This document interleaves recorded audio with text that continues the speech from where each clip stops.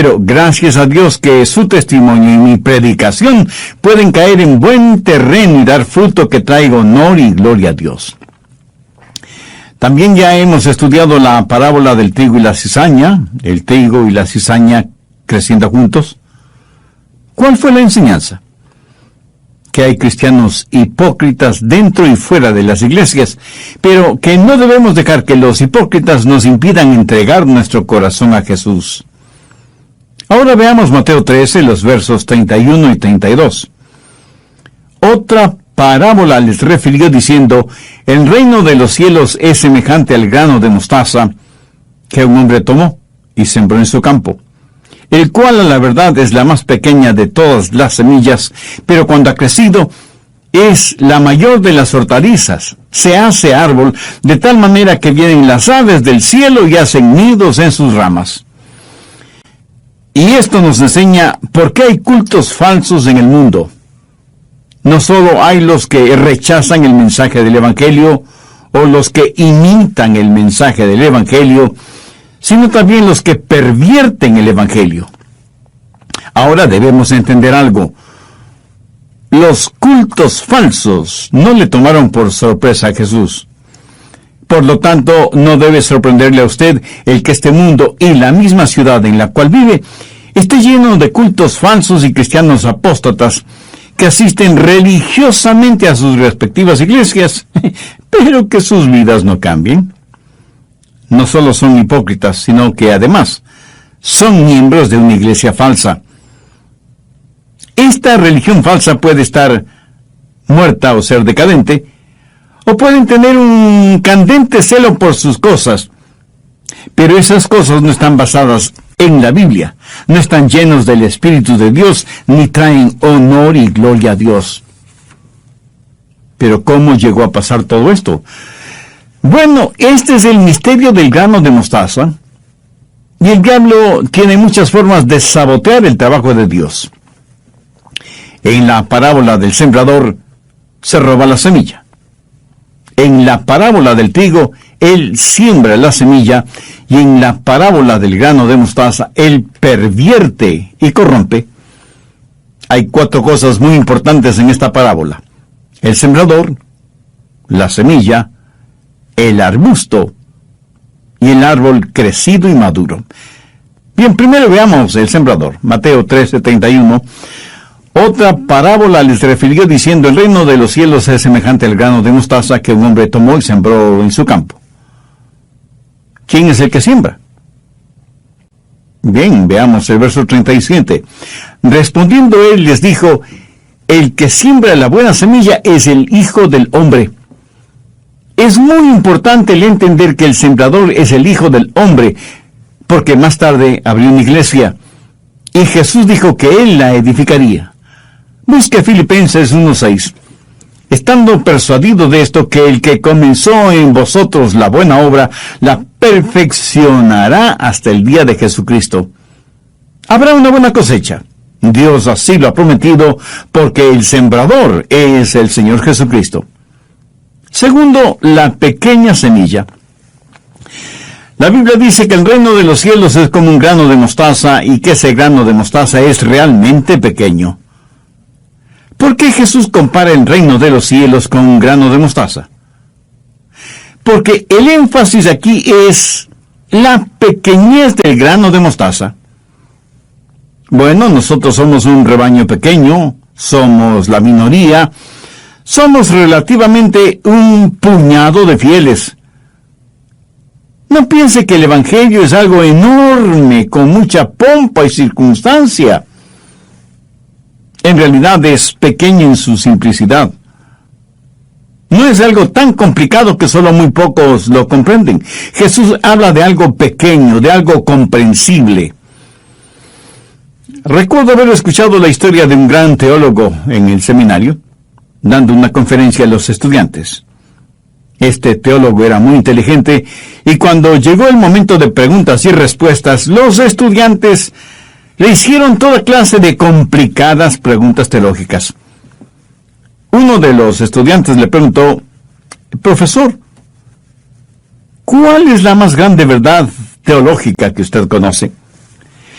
El profesor se quedó pensativo unos segundos. Los estudiantes prepararon sus cuadernos de notas, esperando una larga y profunda respuesta teológica. El profesor miró a quien le hizo la pregunta, luego miró a los demás estudiantes y casi sonriendo respondió: la más grande verdad teológica que conozco es la siguiente. Jesús me ama a mí, pues la Biblia dice así. ¿Sabe? Nadie más hizo ninguna otra pregunta. El grano de mostaza, la semilla más pequeña, pero qué poder que contiene. Jesús dijo que si tuviéramos fe como un grano de mostaza, podríamos mover montañas. Verá, la mostaza es fuerte, picante en cuanto a su sabor se refiere. En la proporción adecuada da un sabor muy rico a ciertos alimentos. Además es medicinal. Le puedo asegurar que su abuelita o tal vez su mamá le puso los llamados parches de mostaza en el pecho o la espalda para combatir resfriados. Se cuenta que Darío, el emperador persa, cuando invadió Europa, le envió un mensaje a Alejandro el Grande, en Grecia. Darío le envió una funda grande llena de semillas de ajonjolí, con el siguiente mensaje: vamos a cubrir la tierra como si fuéramos estas semillas. Somos tantos y tantos que jamás podrás derrotarnos. Alejandro el Grande le respondió enviándole a su vez una funda llena de semillas de mostaza, con el siguiente mensaje: te vas a encontrar con el fuego, el poder y la fortaleza, como tienen estas semillas de mostaza, como nunca antes lo has visto en tu vida. El grano de mostaza, pequeño e insignificante como parece, habla de fortaleza y además encierra un secreto. ¿Cuál es ese secreto? El reino de los cielos es como una semilla, y la semilla tiene vida. Frecuentemente Jesús dijo que la palabra de Dios era como semilla. Nosotros, sus hijos e hijas, somos comparados a la buena semilla, y los genuinos creyentes en cualquier parte del mundo son la buena semilla. ¿Por qué este énfasis en la semilla? Porque en la semilla está el germen de la vida que puede ser reproducida. Me gusta mucho lo siguiente que alguien dijo: cualquier tonto puede contar las semillas que hay en una manzana, pero solo Dios puede contar las manzanas que hay en una semilla. ¿No es esto formidable? Una semilla puede reproducirse, y reproducirse ad infinitum. Y esto lo sabe el sembrador divino, aunque la semilla sea pequeña. Tercero, el arbusto que crece. La semilla comienza a germinar, luego es una plantita que se va transformando en arbusto. Mire el verso 22, el cual a la verdad es la más pequeña de todas las semillas, pero cuando ha crecido es la mayor de las hortalizas. O sea, ya es un pequeño arbusto con hojas, flores y semillas. Y eso representa lo que debe ser el Evangelio. Verá, ese pequeño arbusto no se lo puede comparar con el gran cedro del Líbano o con un poderoso roble, pero es un arbusto que puede reproducirse y llevar fruto y producir más semillas. No es conocido por su prominencia, porque más bien habla de humildad. Cuarto, el árbol crecido y maduro. Verso 32. Y se hace árbol de tal manera que vienen las aves del cielo y hacen nido en sus ramas. En el mundo natural, los arbustos no se convierten en gigantescos árboles. Aquí se habla de un árbol gigantesco, sobrenatural, de un desarrollo extraño. Ahora pongamos esto en perspectiva. Busque Génesis 1, los versos 11 y 12. Después dijo Dios: produzca la tierra hierba verde, hierba que dé semilla, árbol de fruto que dé fruto según su género, que su semilla esté en él sobre la tierra. Y así fue. Produjo pues la tierra hierba verde, hierba que da semilla según su naturaleza, y árbol que da fruto cuya semilla está en él según su género. Y vio Dios que era bueno. ¿Qué es lo que dice Dios? Que hay hierba que da fruto según su género, árboles que dan fruto según su género. Pero note que las hierbas no producen árboles, ni los árboles se convierten en hierba.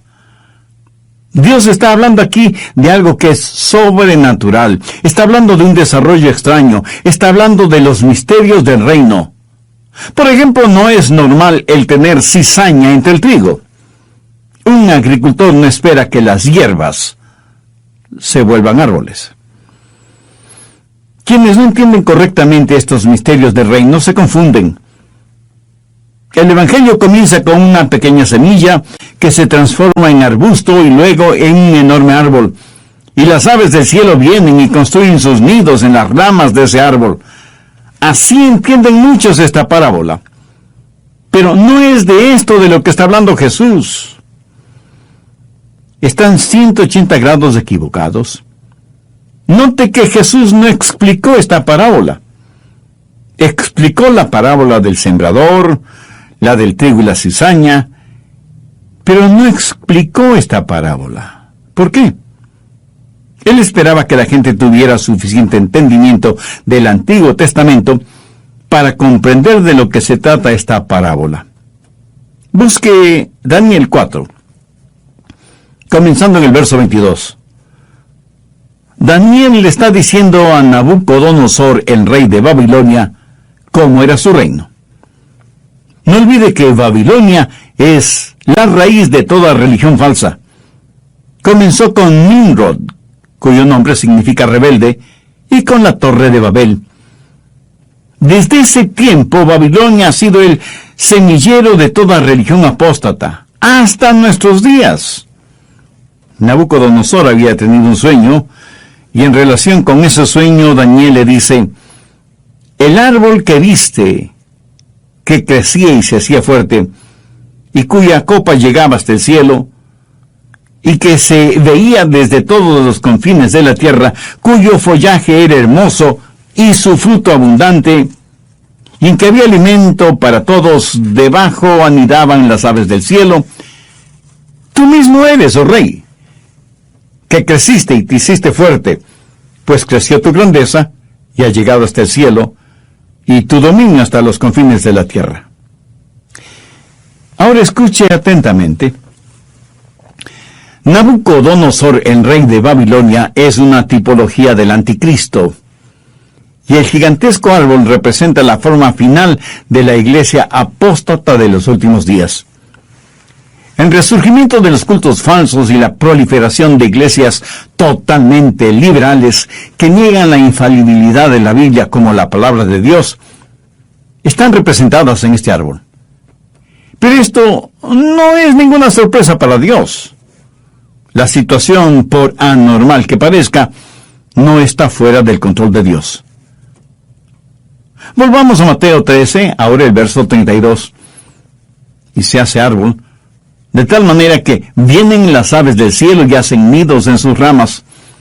Estas no son las mismas aves a las que se refieren los versos 3 y 4 de Mateo 13. Y les habló muchas cosas por parábolas, diciendo: he aquí, el sembrador salió a sembrar, y mientras sembraba, parte de la semilla cayó junto al camino, y vinieron las aves y la comieron.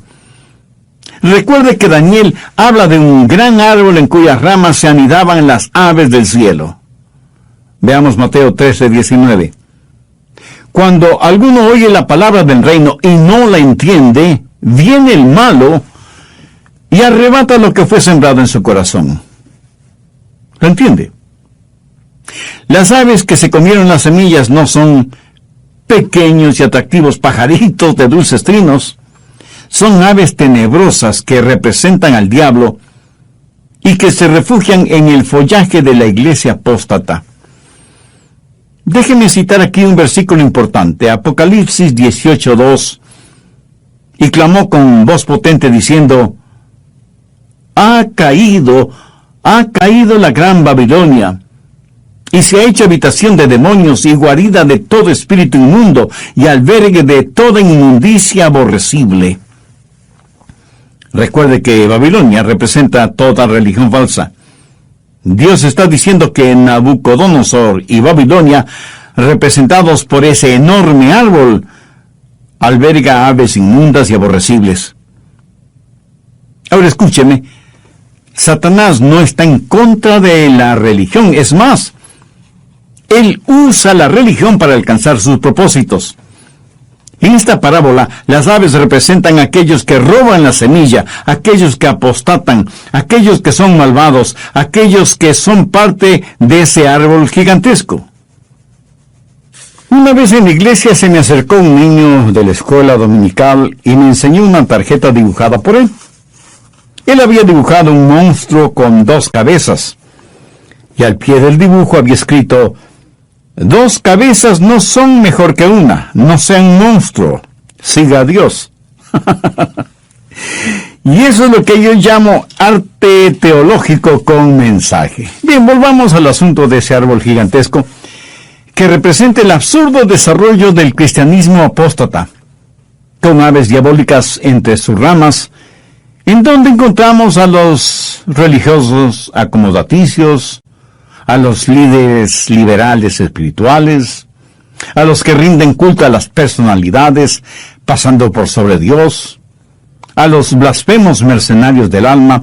Todos estos abundan en cada ciudad, grande o pequeña, en todas partes del mundo, religiosos y religiones falsas, empujadas y patrocinadas por Satanás.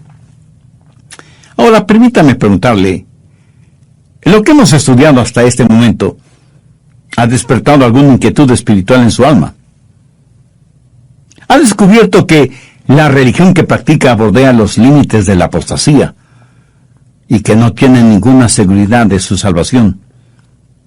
Usted puede tener la absoluta seguridad de su salvación ahora mismo si hace una decisión por Cristo.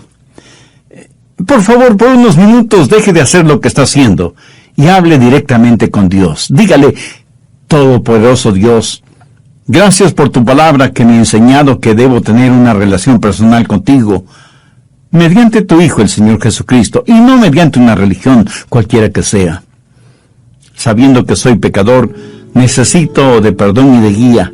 Vengo a ti en busca de tu misericordia.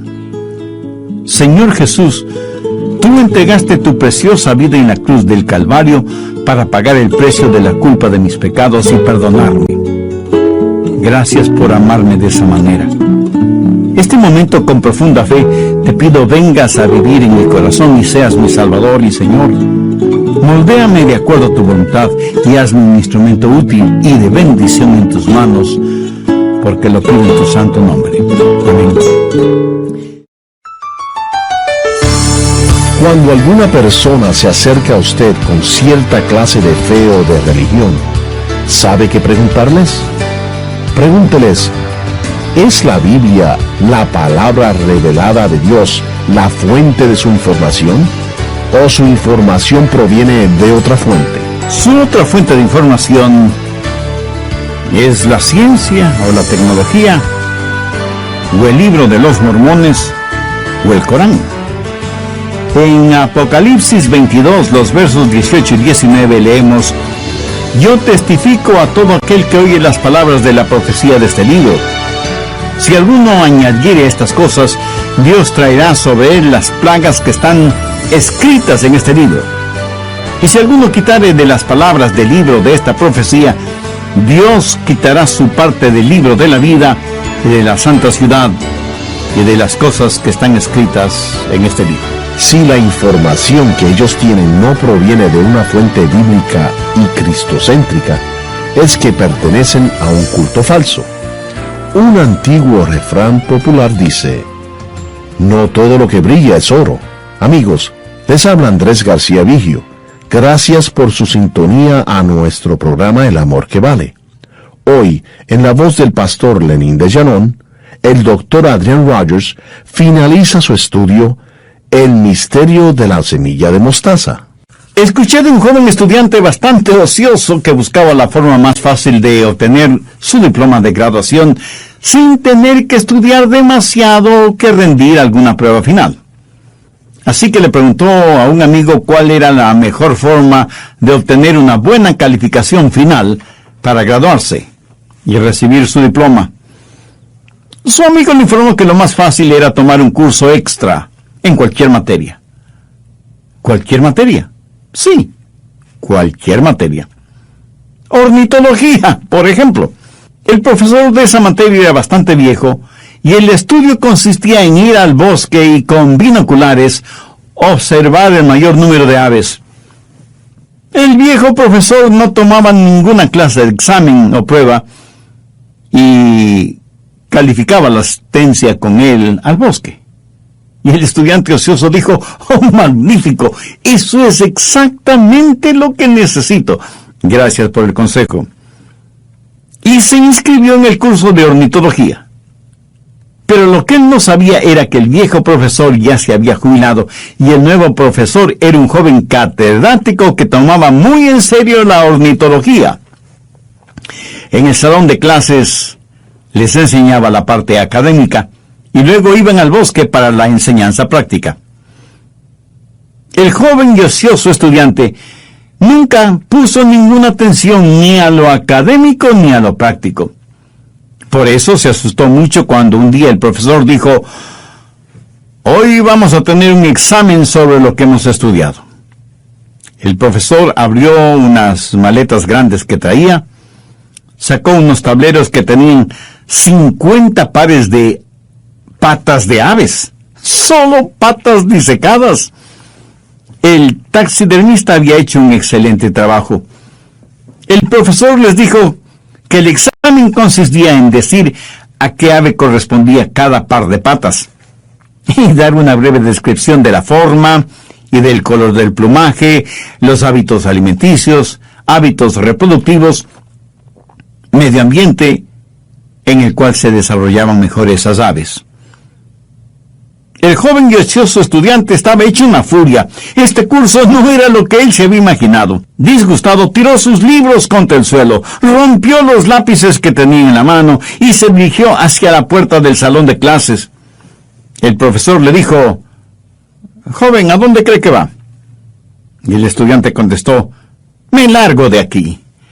El profesor le preguntó: ¿cuál es su nombre? Y el joven, dando un portazo, contestó: pues adivínelo. Y alguien preguntará: pastor, ¿qué tiene que ver eso con la parábola que está enseñando? Pues que debemos saber identificar a las aves malévolas, porque no son fáciles de distinguir. Verá, el diablo es un maestro de la decepción, del camuflaje. Por eso Jesús dijo: guardaos de los falsos profetas que vienen a vosotros con vestidos de ovejas, pero por dentro son lobos rapaces. Escúcheme. Si el diablo se puede cubrir con lana, también se puede cubrir con plumas. ¿No le parece? Buitres disfrazados de pavos reales o lobos disfrazados de ovejas son lo mismo. ¿Qué es lo que hacen estas aves malévolas? Frecuentemente usan la Biblia. Busque 2 de Pedro 3:16, entre las cuales hay algunas difíciles de entender, las cuales los indoctos e inconstantes tuercen, así como también las otras escrituras, para su propia perdición. Solo porque alguien diga: yo creo en la Biblia, eso no significa que no sea un apóstata. Hasta pueden hacer milagros. Veamos Mateo 24:24. Porque se levantarán falsos cristos y falsos profetas, y harán grandes señales y prodigios, de tal manera que engañarán, si fuere posible, aún a los escogidos. Aparecen como hacedores de buenas obras. Mateo 7, los versos 22 y 23. Muchos me dirán en aquel día: Señor, Señor, ¿no profetizamos en tu nombre, y en tu nombre echamos fuera demonios, y en tu nombre hicimos muchos milagros.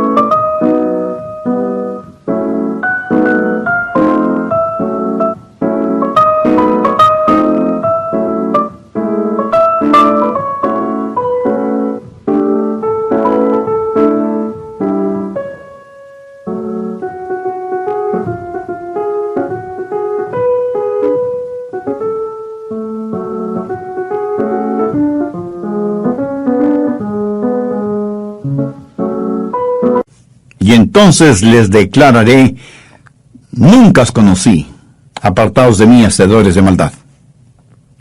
¿Lo ve? Oh, sí, pueden tener cultos de adoración, programas radiales o televisivos, conferencias bíblicas, libros, revistas, folletos, obrarán sanidades y milagros, tendrán actividad misionera y programas para la juventud, y sin embargo, todo será solo una falsificación de aquello que es real y genuino. Por lo tanto, ¿quiere usted descubrir o no si los que se esconden entre el follaje del cristianismo apóstata en este árbol gigantesco son genuinos o no son más que diabólicos pájaros malignos? Bueno, examinemos algunas cosas. Primero, la prueba de la fuente. Cuando alguna persona se acerca a usted con cierta clase de fe o de religión, hágale la siguiente pregunta: ¿es la Biblia, la palabra revelada de Dios, la fuente de su información? ¿O su información proviene de otra fuente? Su otra fuente de información es la ciencia, o la tecnología, o el libro de los mormones, o el Corán. En Apocalipsis 22, los versos 18 y 19 leemos: yo testifico a todo aquel que oye las palabras de la profecía de este libro. Si alguno añadiere a estas cosas, Dios traerá sobre él las plagas que están descritas en este libro. Y si alguno quitare de las palabras del libro de esta profecía, Dios quitará su parte del libro de la vida y de la santa ciudad y de las cosas que están escritas en este libro. Si la información que ellos tienen no proviene de una fuente bíblica y cristocéntrica, es que pertenecen a un culto falso. Así que no es suficiente que digan que creen en la Biblia como la palabra de Dios. Segundo, la prueba del Salvador. Descubra qué es lo que creen acerca del Señor Jesucristo. Pregúnteles: ¿creen que Jesucristo es el Mesías, el Cristo, el Hijo de Dios, Dios el Hijo, igual y eterno con el Dios Todopoderoso? Frecuentemente les hago la siguiente pregunta a los testigos de Jehová: ¿adoran al Señor Jesús? Y me responden: nosotros veneramos a Jesús. Yo insisto, no les pregunté eso, les pregunté si adoraban a Jesús, porque la Biblia claramente enseña que Jesús fue adorado. Ahora, si alguien adora a Jesús, pero no a Dios, comete idolatría. Pero si no adoran a Jesús, no están practicando una fe bíblica. Pregúnteles qué creen acerca del Señor Jesucristo. Y no crea que esto es una cosa incidental. En 2 de Juan, los versos 9 y 10 leemos: cualquiera que se extravía y no persevere en la doctrina de Cristo, no tiene a Dios. El que persevera en la doctrina de Cristo, ese sí tiene al Padre y al Hijo.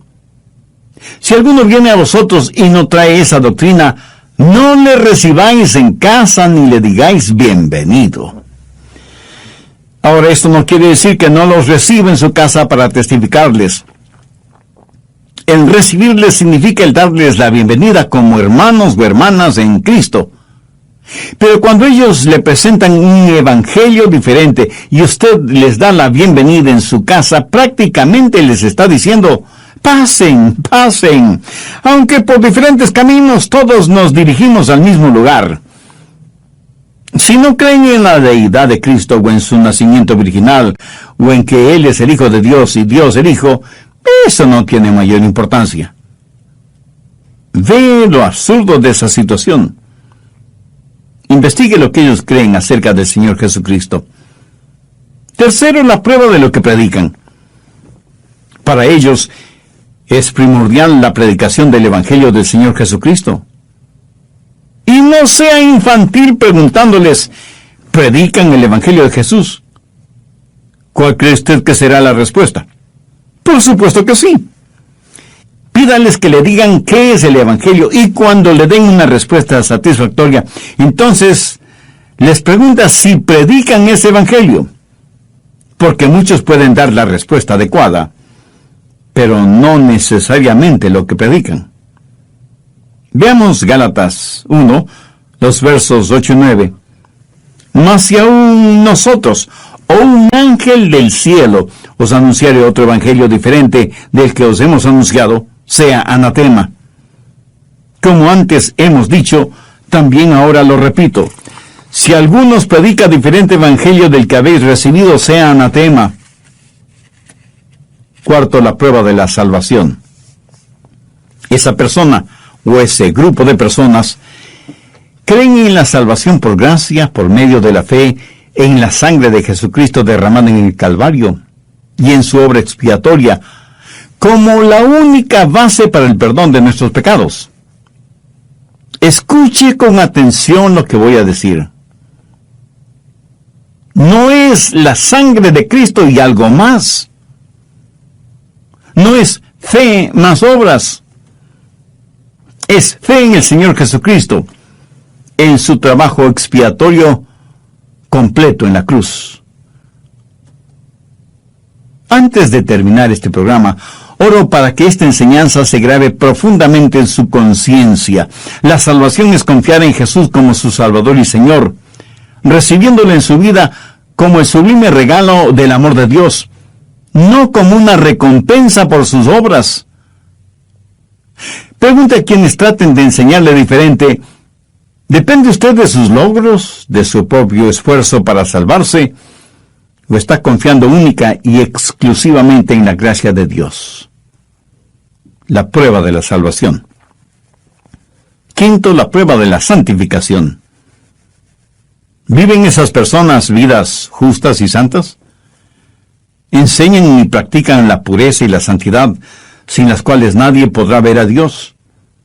Predican, enseñan y viven de acuerdo a los parámetros del fruto del Espíritu, que es amor, gozo, paz, paciencia, benignidad, bondad, fe, mansedumbre y templanza. Si una persona puede pasar estas pruebas, usted puede decir con confianza, tengo un hermano, tengo una hermana en el Señor Jesucristo. Qué bien, hagamos un resumen de lo estudiado hoy. El sembrador divino es el Hijo del Hombre, el Señor Jesús. Y aquel que sembró la buena semilla es el mismo que segará en tiempo de la cosecha. Porque le aseguro que habrá un tiempo de cosecha, porque el sembrador no solo siembra, sino que también edifica. Y él edificó y seguirá edificando su iglesia. Y la semilla, esa pequeña semilla es la verdad de la palabra de Dios. Y aunque pequeña, es fuerte y tiene un secreto. Está pletórica de vida, que se reproduce y se sigue reproduciendo. El arbusto representa no un gigantesco árbol, sino la genuina iglesia de Jesús, que se reproduce vez tras vez. No echa raíces profundas, porque este mundo no es nuestro hogar. Aquí no somos más que peregrinos, estamos de pasada, rumbo a nuestro hogar celestial. El árbol gigantesco representa el cristianismo apóstata. La misma parábola enseña que las aves que se comieron la semilla, o que se robaron la semilla, encontraron albergue en las ramas y entre el follaje de ese árbol. Ahora, ¿qué significa todo esto para nosotros? Significa varias cosas. Primero, una palabra de advertencia. No se deje arrastrar por algún culto falso, ni se deje influenciar por un cristianismo apóstata. Es increíble que personas que antes fueron parte de iglesias eminentemente bíblicas y cristocéntricas se han dejado arrastrar por un cristianismo falsificado, porque no tuvieron habilidad de estar espiritualmente alertas. No entendieron la advertencia de Jesús acerca de los falsos apóstoles y profetas, de los lobos disfrazados de ovejas. Segundo, una palabra de consuelo. Amigo, no debemos tener temor de los cultos o del cristianismo apóstata, porque la verdad siempre es más fuerte que la mentira, aunque en el mundo y en la sociedad actual en la que vivimos digan y practiquen todo lo contrario. En 1 de Juan 4:4 leemos: mayor es el que está en vosotros que el que está en el mundo. Ahora escúcheme atentamente. Si bien es cierto que no debemos tener temor de los cultos o del cristianismo apóstata, sí debemos temer nuestra propia apatía, letargo e ignorancia de las verdades espirituales. Eso sí debemos temer. De vez en cuando escucho a varias personas decir: están construyendo un templo o una iglesia o un centro o una mezquita en nuestro vecindario, pero ni siquiera han evangelizado o enseñado o testificado. ¿Cómo pueden estar construyendo lo que están construyendo? Mi amigo, nada debemos temer de ellos, pero sí debemos temer y temblar ante nuestro fracaso de predicar el glorioso mensaje del Evangelio del Señor Jesucristo.